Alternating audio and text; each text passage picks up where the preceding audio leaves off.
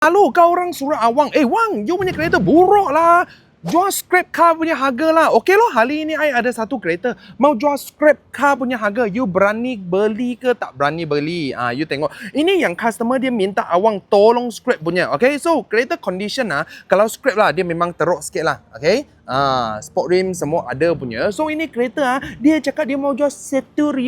Satu tiang Satu tiang beli condition macam ni. Tapi dia running condition lagi lah. Itu customer dia mau potong nama ke tak mau potong nama ke, I tak tahulah. So kalau ada yang mau scrap car punya orang you boleh datang tengok ni kereta lah. Okay. So kereta ni nak 1,000 saja. So nanti you kasih satu angpau lah. 200, 300. Awang minum teh.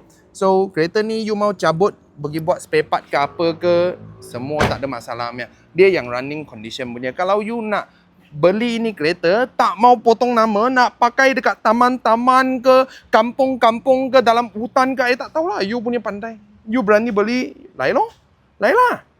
Kereta sudah ada awang sini Selain kita ada jual banyak kereta harga jackpot dan murah-murah punya lelong-lelong 2,000, 3,000. Ini Hyundai kita pun mau kasih nego punya. Wajar pun 3,000 lebih nak kasih nego punya. Kalau minat boleh datang.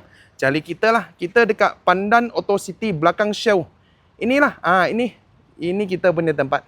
Follow awang dapatkan info dan knowledge kereta.